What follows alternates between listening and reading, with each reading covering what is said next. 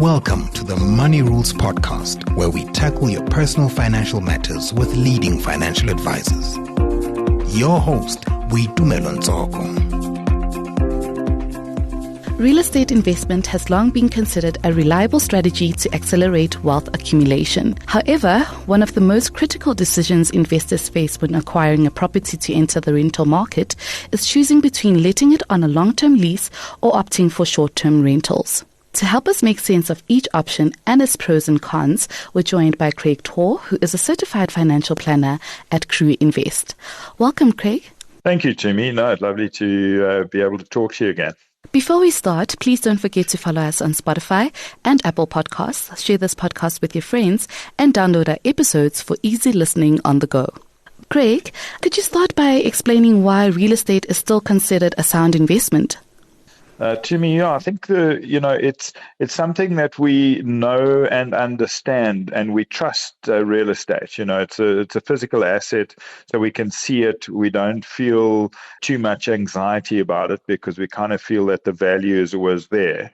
It's got sort of two components to it, if you like. One is that you have a reasonable amount of certainty that the property will grow in value over time.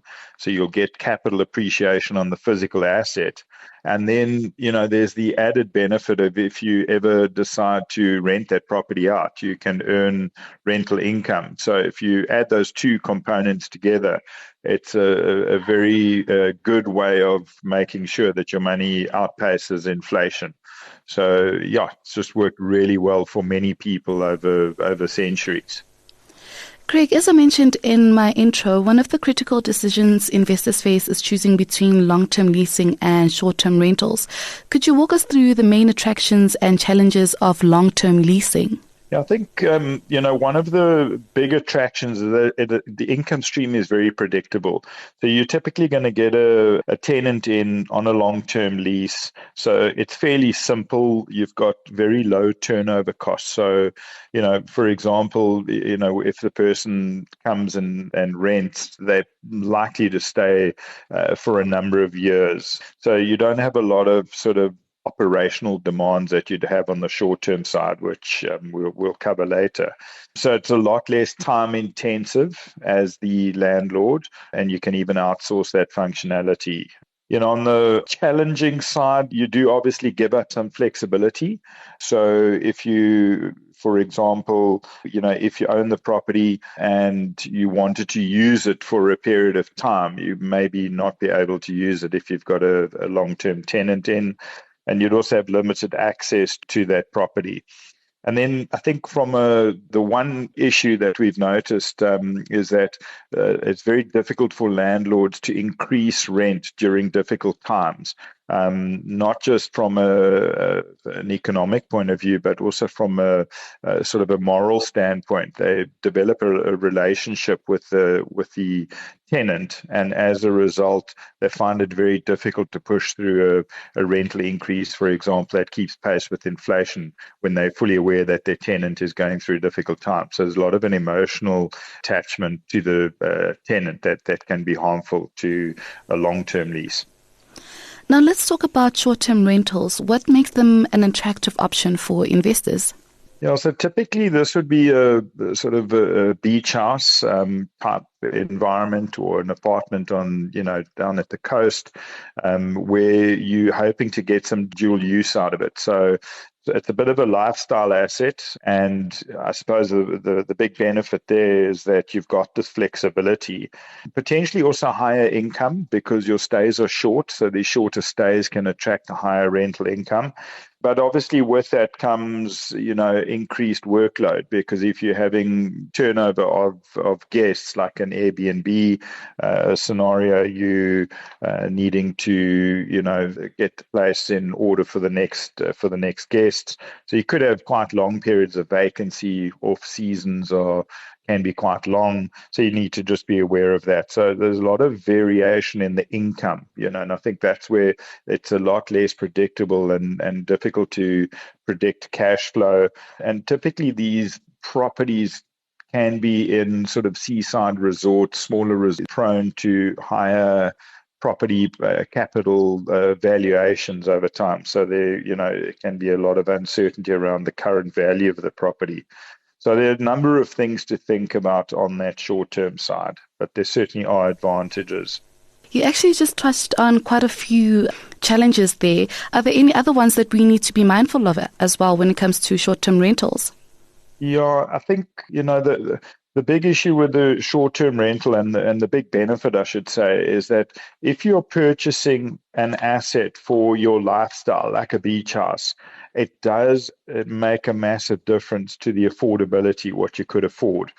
So that's a big consideration, and that's what a lot of beach house owners do, to be able to afford a beach house that potentially they wouldn't have been able to afford if they weren't renting it out. So that whole dual purposeness is what makes it affordable, as well as a potential retirement asset, because there is the capital appreciation on the building, and then there is the revenue stream that comes from that. Although it might not be the very best available, because you are getting a lifestyle benefit as well, it makes it worthwhile.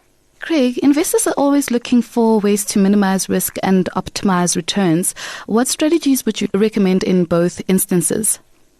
Yeah, I think, the important decisions are around the property that you purchase, and the tenant that you're going to get in, and then just making sure your lease agreement is watertight. So if you look at the property, most of your capital appreciation is essentially going to be made on the price you pay for the property. So it's important to get a property at fair or below fair value if you want the capital appreciation side of the equation to work for you.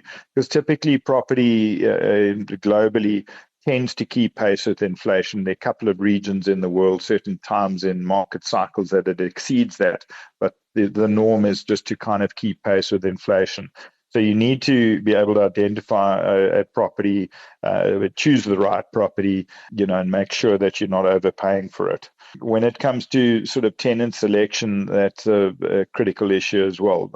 So it's important to do your reference checks, etc., credit checks, and just make sure that you have a reliable tenant who's actually going to pay you on time, because getting rid of a tenant that is not paying the rent is not as simple as one would imagine. So yeah, those are quite important. And then you can also diversify the portfolio. Having one single property in one street in one city is a lot more risky, for example, than owning properties in various suburbs and also different use properties. So you might want to diversify between residential and commercial, for example. So that'll also reduce the risks over time if you can do that. So yeah, those are the sort of main issues there. And how important is it to understand the local market and regulatory environment when venturing into the rental property market? Look, it's critical, especially from a tenant rights perspective, just to understand what the tenant's rights are and what rights you have as a landlord. I think that's a starting point, because you might not want to deal with that hassle. For example, to evict a tenant who's not paying, you'd need to get a court order. You can't just go and willy-nilly, change the locks and turn off utilities. That would land you in hot water with the authorities. So there's a lot of regulation protecting the tenants. So it's important to understand that, and then also just to have a realistic cash flow model, so you are not caught with surprises down the line. Make sure that you build in some tenant risk, have a budget for maintenance, make sure that you're including all the costs that come with owning a property, like your household insurance and security, garden services, rates, etc., just so that as a landlord, you have realistic expectations and you've got a cash flow model. So it also help you when it comes to deciding what rent increase you need to push through the next year. Craig, just as we wrap up, are there any final pointers you'd like to leave our listeners with when weighing both options? I think the main sort of consideration here is, why are you actually buying the property? for renting purposes? Are you doing it purely for the money, or is it to ensure that you can enjoy a sort of a dual purpose property that you could use for your holidays and earn some rental income from? And I think once you've made that decision and you follow the line of thought that we've gone through on the rest of the issues, that should help you make an appropriate decision for your needs. All right. Thank you so much for joining us on this episode, Craig. Thank you so much, Jimmy. That was Craig Tor, who is a certified financial planner at Crew Invest. If you enjoyed the show, please make sure to follow us for the latest episodes, share the podcast with your friends, and download our episodes. Thanks for listening to this episode of the Money Rules Podcast. To listen to more, go to moneyweb.co.za or the Moneyweb app and follow Moneyweb News for daily updates. Moneyweb, your trusted source for business and investment insights.